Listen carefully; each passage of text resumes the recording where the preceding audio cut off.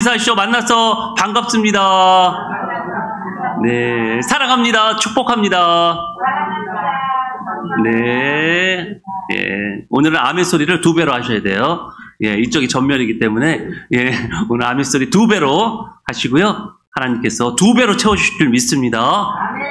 자, 계속해서 사도행전 말씀을 우리가 나누고 있어요. 자, 사도행전을 통해서 저는요, 바람이 있습니다. 우리 교회가 더욱더 든든히 세워져 가고, 믿음의 뿌리 안에 든든히 세워져 가고요. 그리고 부흥의 역사를 맞이할 수 있는 기회가 되는 시간이 되었으면 좋겠습니다. 바로 사도행전이 그런 이야기거든요. 우리도 새로운 29장의 사도행전을 써내려 갈 것을 믿습니다. 아멘. 여러분, 사도행전이라 하면요, 예수님의 제자인 사도들을 통해 이루어지는 이 성령의 사역을 보여주는 그런 책이라고, 그래서 사도행전이라고 이렇게 이름이 붙여졌습니다. 자, 사도행전은 예수님이 보내신 성령님이 오셨을 때부터 바울이 로마 감옥에 갇힐 때까지를 다루고 있어요. 자, 저자 누가는요, 바울과 함께 있었음을 보여주기 위해서 우리가 혹은 우리에게라는 단어를 종종 사용하고 있습니다. 사도행전의 저자가 누구라고요? 사도행전의 저자가 누구? 누가 기록했다고요? 누가, 예. 예, 누가가 기록했습니다. 자, 누가복음과 사도행전이 1권, 2권이에요. 예, 한 권의 책입니다. 근데 이렇게 나눠놨어요. 예, 복음서는 이제 예수님의 생애고, 그 다음에 사도행전은 어떻게 해요? 사도들의 이야기이기 때문에, 교회에 설립되는 이야기이기 때문에 좀 나눠놨습니다. 자, 1장에서 7장까지는요, 예루살렘에서의 사역입니다. 1장에서 7장까지 우리 벌써 다 살펴봤잖아요. 그리고 8장에서 12장까지도 우리가 살펴봤습니다. 유대와 사마리아 지역에서의 사역입니다. 그리고 마지막 13장에서 몇 장까지 있죠? 사도행전이 몇 장까지? 28장까지 있잖아요. 13장에서 오늘 본문을 포함한 28장까지 온 세상에서의 사역입니다. 복음이 땅끝까지 전파된다는 거예요. 사도행전 그 이야기입니다. 그러니까 사도행전 1장 8절 사도행전의 주제 성구가 뭐예요? 사도행전 1장 8절의 말씀입니다. 1장 8절의 말씀이 다 이루어지는 것을 볼 수가 있어요.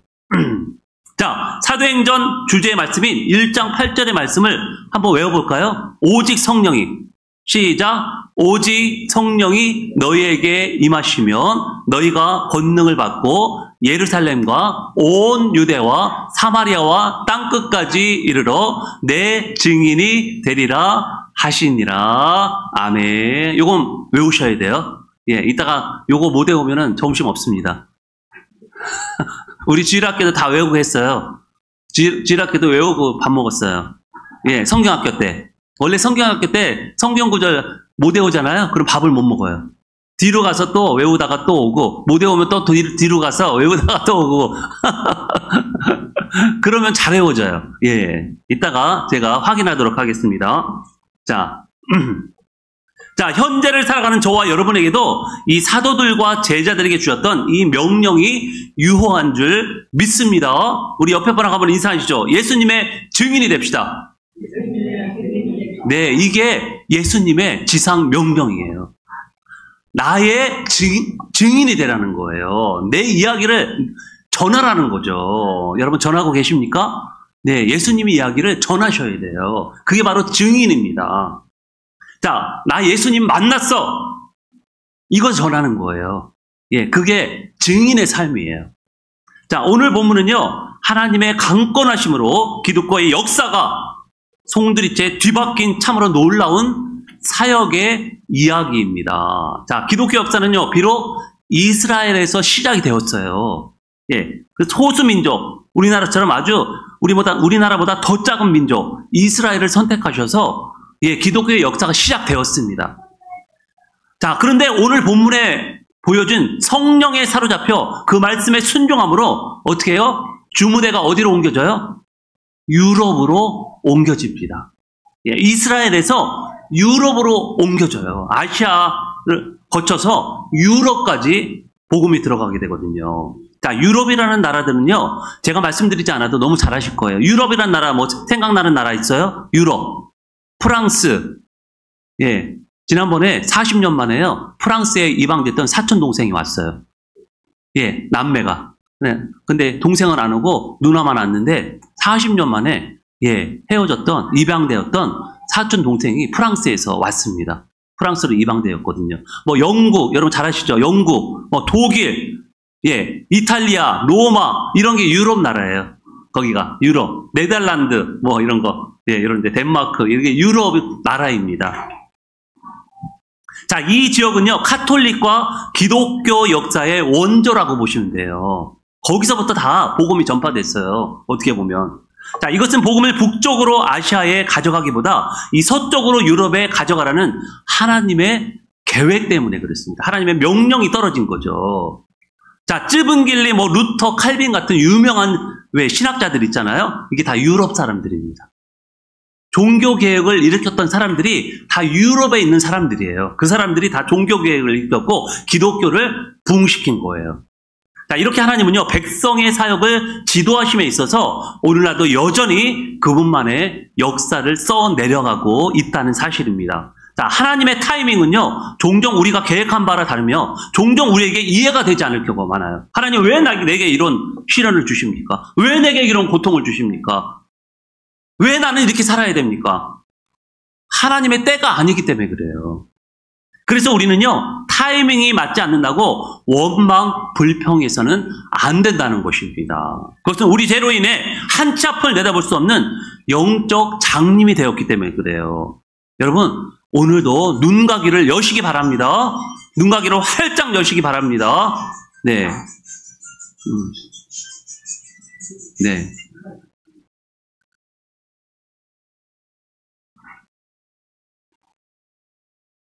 자, 우리 1절을 다시 한번 읽어볼게요. 1절. 우리 1절을 다시 한번 읽겠습니다. 1절. 우리 같이 읽겠습니다. 시작. 바울이 더베와 루스드라에도 이름에 거기 디모데라는 제자가 있으니 그 어머니는 믿는 유대 여자로 아버지는 헬라인이라. 여러분 여기서 기억나는 인물 있죠? 누구예요? 디모데. 예. 우리 디모데 전후서 금요일 날 말씀 나누었잖아요. 자, 오늘 1절에 보니까 디모데라는 바울의 제자가 처음 등장해요. 이 사도행전에서. 디모데는 여러분이 잘 아시는 바울이 가슴으로 낳은 아들입니다. 여러분, 양자 같은 그런 가슴으로 낳은 아들이에요. 자, 머리 검은 짐승은 어떻게 된다고요? 머리 검은 짐승은 뭐 하라고 그랬어요? 거두지 말라고 그랬잖아요. 머리 검은 짐승은 거두지 말래요. 맞아요? 틀려요? 이 말. 예? 대체적으로 맞는 것 같아요. 제가 보기에도 맞는 것 같아요. 자, 그런데 사역적인 면에서는요, 머리 검은 짐승을 많이 거둬야 됩니다. 비록 우리를 배반하고, 우리를 어렵게 하고, 우리를 배반하고 떠날지언정, 그래도 계속해서 우리는요, 머리 검은 짐승을 거둬야 돼요. 왜냐하면요, 하나님 나라에서는요, 수지 맞는 장사이기 때문에 그렇습니다. 예.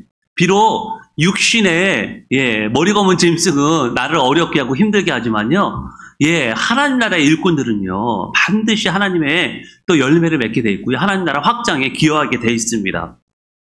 자, 이렇게 디모데는요, 하나님 나라의 큰 역할을 감당했던 그런 신실한 제자입니다.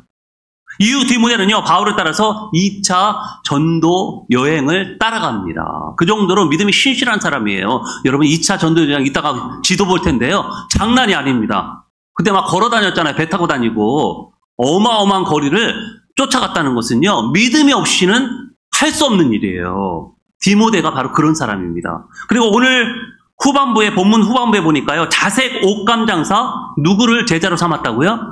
루디아라는 여자를 제자로 삼았다고 합니다. 루디아라는 사람이요, 사도 바울을 사역을 얼마나 많이 도와줬는지 몰라요. 집으로 또 초대해가지고요, 집에서 밥을 해먹으면서 빨래도 해줘가면서 얼마나 사도 바울을 지극정성으로 보필을 했는지 모릅니다. 자, 이렇게 바울은요, 가는 데마다 제자들을 선별하여 세웠다는 거예요.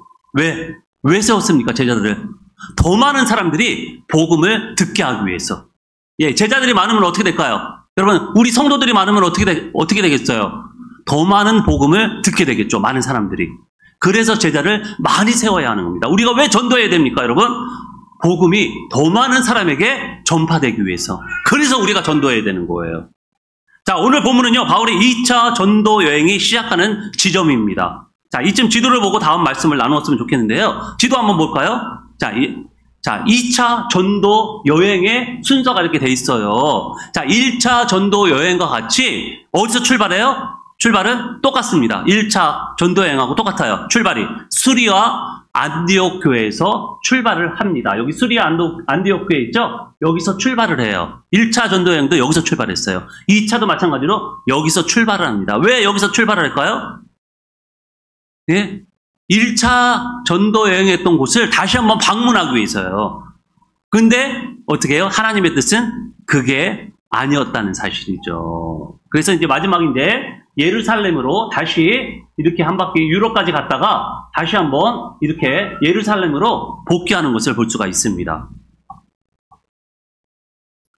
자, 근데 2차 전도 여행의 목적이 제가 말씀드린 대로 1차 전도 여행 때 세운 교회 공동체를 다시 둘러보기 위함이에요. 그런데 시작은 그랬을지라도 결국 계획에도 없던 유럽까지 전도 여행을 떠나게 됩니다. 어떻게, 왜? 무엇 때문에? 우리 한번 9절과 10절의 말씀을 다시 한번 읽도록 하겠습니다. 9절과 10절입니다. 시작. 밤에 환상이 바울에게 보이니 마게도냐 사람 하나가 서서 그에게 청하여 이르되 마게도냐로 건너와서 우리를 도우라 하거늘 바울이 그 환상을 보았을 때 우리가 곧 마게도냐로 떠나기를 힘쓰니 이는 하나님이 저 사람들에게 복음을 전하라고 우리를 부르신 줄로 인정함이로라. 네, 원래는 아시아 지역에서 다시 돌아오려고 했어요. 저번에 1차 전도 여행에 아시아까지 갔었잖아요. 그래서 다시 거기서 턴에서 돌아오려고 했는데 어떻게 했어요? 더 앞으로 나간 거예요. 유럽 쪽으로. 왜? 마게도냐 사람이 환상이 나타났어요. 자기들을 도와달라고 애원했다는 거예요. 그래서 바울의 계획이 벌써 다 있어요. 바울은 어떻게 보면 계획형인 것 같아요. 예, 계획형인데 거기서 틀어지면 계획형 못 견딥니다. 계획형들은 자기 생각과 자기 계획에서 틀어지면 못 견뎌요. 그런데 어떻게 했어요? 성령에 사로잡혀서 성령의 음성을 듣고 그 말씀에 순종했습니다. 그래서 어떻게 해요? 계획을 틀어서 유럽까지 가게 되는 것이죠. 여러분, 우리의 인생도 마찬가지인 것 같아요. 어디 계획대로 되는 게 있나요, 여러분? 여러분 인생 한번 보세요. 한번 돌아와 보세요. 우리 권사님들, 86년, 83년을 사셨는데 한번 되돌아보세요. 내 마음대로 되는 게 있나요? 내 마음대로 되는 게 없어요, 세상이. 그런데 분명한 것은요, 성령의 인도하심을 따라 살게 되면요, 후회 없는 삶을 살 수 있다는 것입니다. 할렐루야. 예, 성령대로 살면은 후회함이 없어요. 저도 하나님 말씀대로 산 거는 지금 후회함이 하나도 없어요. 근데 내 뜻대로 살아왔을 때 후회함이 생겨요.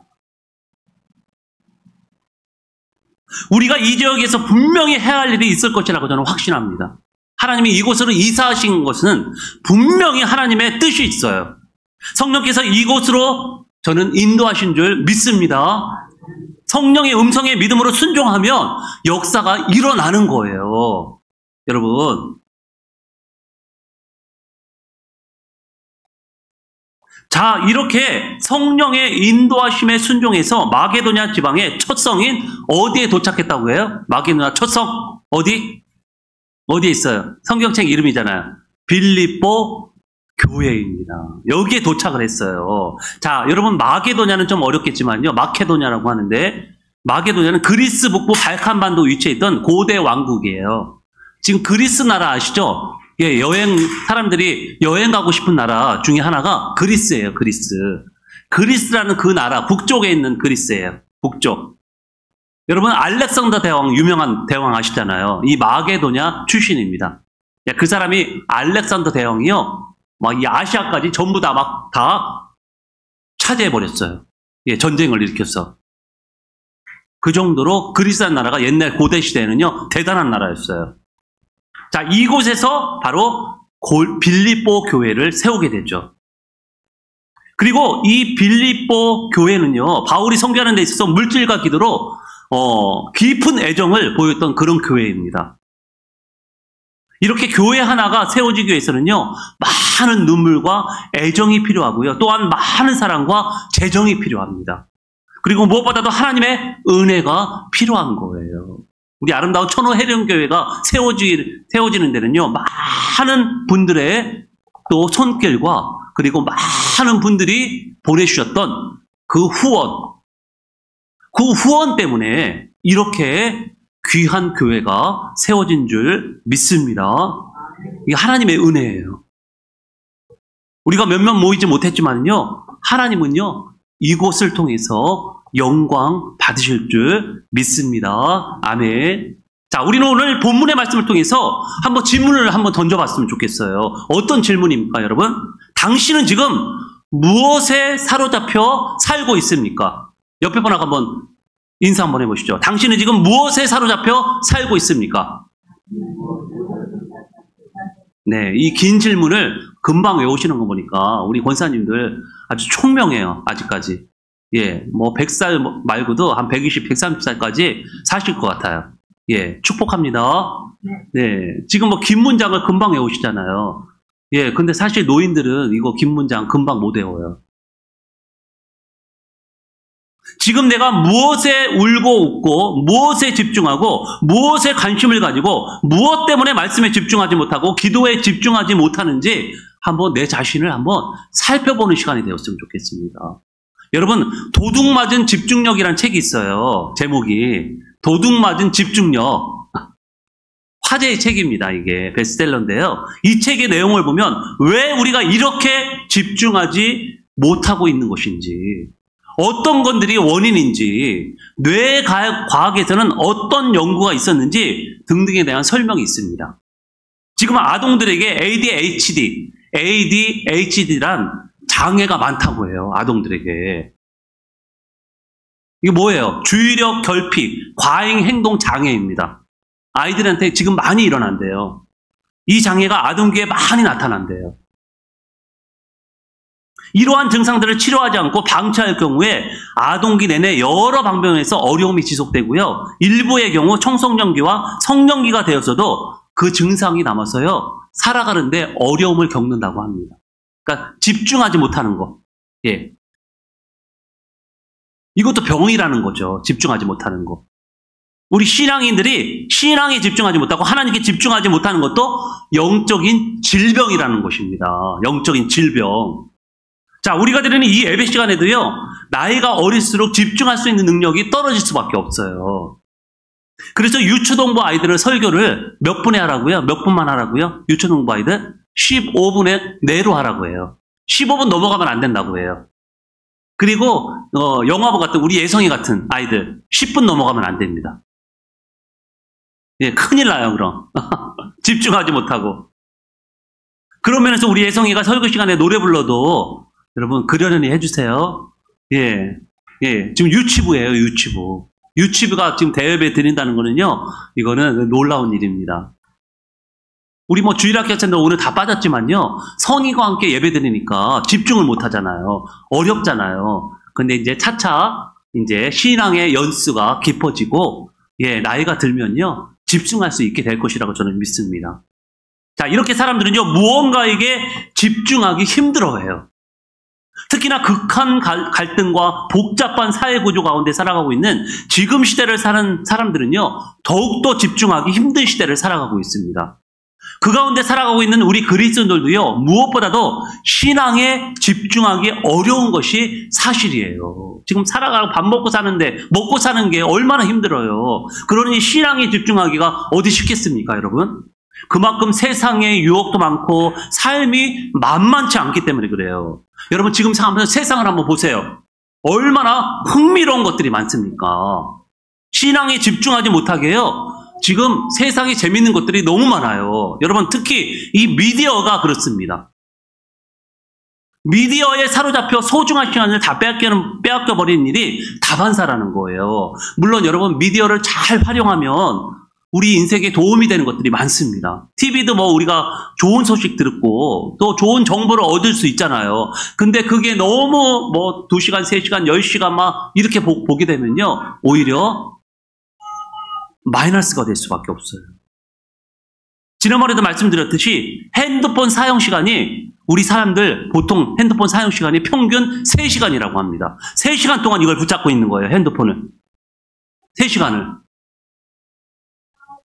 다른 데 집중할 수 있겠어요? 여러분? 신앙에 집중할 수 있겠습니까? 집중할 수 없는 거예요. 여러분, 우리 아이들 어때요? 게임이나 너튜브에 너그러진 채 수많은 시간을 거기에 흠뻑 빠져 있습니다. 밤을 새도 게임하면서 밤을 새도 피곤한지 몰라요. 그리고 낮에 주구장창 자는 거죠. 그리고 또한 일부 젊은이들은 마약과 도박, 성적 타락에 사로잡혀서 인생을 허비하고 있습니다. 참으로 안타까운 일이 아닐 수 없어요. 이 모든 일들이요, 사탄 마귀의 계략이라는 사실을 우리는 알아야 합니다. 여러분, 사탄 마귀의 목표가 뭐예요? 여러분? 목표가 뭡니까? 왜 집중하지 못하게 만들죠? 어떻게 해서든지 하나님을 떠나게 만드는 거예요. 그게 사탄 마귀의 목적입니다. 목표예요. 하나님 말고 다른 것을 섬기게 하기 위함이라는 것이죠. 그래서 이 미디어를 가지고, 재미있는 것들을 가지고, 세상의 유혹들을 가지고 우리 신앙생활을 하지 못하게, 신앙생활을 나태할 수 있도록 여러분 계속해서 유혹하고 있는 거예요. 여러분, 솔로몬이라는 사람 아시죠? 타고난 천재입니다. 특히 초반 그의 신앙도 너무나도 대단했어요. 그런데 여자에 사로잡혀서 아내들이 자기 나라에서 들여온 우상을 섬기고 시작했다는 거예요. 결국 어떻게 됐죠? 이스라엘 나라가 어떻게 됐어요? 솔로몬 한 명 때문에, 그 왕 때문에 두 동강이 나고 말았습니다. 나라가 두 쪽으로 쪼개지고 말았어요. 남과 북으로 갈라지고 말았습니다. 여러분, 지금 우리가 사로잡혀 있는 대부분의 것들이 바로 이렇게 우상이에요. 눈에 보이는 우상만 우상이 아니라 보이지 않는 우상도 하나님보다 더 사랑한다면 그것이 바로 우상입니다. 그래서 자녀도, TV도, 게임도, 너튜브도, 친구도, 심지어 음식도 우상이 될 수 있어요. 여러분, 주일날 예배 드리지 않고 맛집 찾아서 다니면 음식이 우상이 되는 거죠. 그런데 우상 숭배의 끝이 참으로 무섭습니다, 여러분. 지금 예레미야 우리가 지난주부터 읽고 있잖아요. 예레미야 51장까지 읽고 있잖아요. 어제 끝났잖아요. 예레미야서도 보면요, 우상 숭배에 대한 심판의 말씀이 거의 줄을 이루고 있습니다. 이사야서도 마찬가지예요. 심판의 말씀. 그 심판의 말씀이 뭐냐? 우상 숭배한 자들에게 대한 심판입니다. 예수님이 이 땅에 오시면 심판주로 오신다고 했는데요. 어떤 심판이에요? 우상을 섬긴 자들에 대한 심판입니다. 그래서 결국 우상 숭배만은 해서는 안 된다는 말씀이에요. 선지서들의 말씀이. 여러분, 이렇게 무엇에 사로잡히냐에 따라서 우리의 인생이 달라져서 하늘과 땅 차이로 달라질 수 있다는 거예요. 오늘 본문에 나오는 바울과 실라는요, 성령에 사로잡혀서 아시아에 머물지 않고 유럽으로 방향을 돌려서 그곳으로 가서 복음을 전했습니다. 만약에 자기 고집 피워서 아시아에 머물렀다면 저와 여러분이 이 자리에 앉아 있을 수 있을까요? 복음 누가 전했어요? 복음 처음에 누가 전했어요? 다 영국의 유럽 사람들이 전했다니까요, 우리나라에. 바울과 바나바가 순종하지 않고 그냥 아시아에서만 복음을 전했다면 우리가 이런 큰 복을 받을 수가 없는 거예요. 이런 복을 누릴 수가 없다는 것입니다. 여러분, 성령에 사로잡혀 사시겠습니까? 아니면 세상 것에 사로잡혀 사시겠습니까? 결단하셔야 돼요. 여러분, 그 결과가 너무 뻔하지 않습니까, 여러분? 여러분, 성경도 이 사실을 말해주고 있고요. 세상의 역사도 이 사실을 말해주고 있어요. 하나님을 배반하고 우상 숭배한 자들이 어떻게 멸망을 당했는지. 여러분, 기세등등한 바벨론, 아까도 말씀드린 알렉산더 같은 이런 우상을 숭배하는 이런 대단한 사람들, 대단한 나라도요, 다 멸망당하고 말았습니다. 여러분, 그렇다고 세상의 것들을 다 끌어야 된다는 말씀은 아닙니다. 여러분, 텔레비전 좀 보시고 쉴 때 핸드폰 좀 하시고 오락도 하세요. 괜찮습니다. 근데 절제하시라는 거예요. 신앙에 방해될 정도로 여러분 거기에 빠지지 말라, 사로잡히지 말라는 것입니다.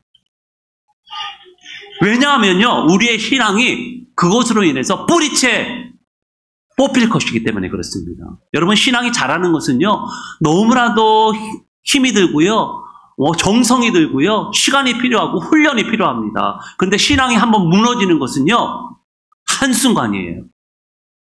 땅으로 꺼지는 것은 한순간입니다, 신앙이.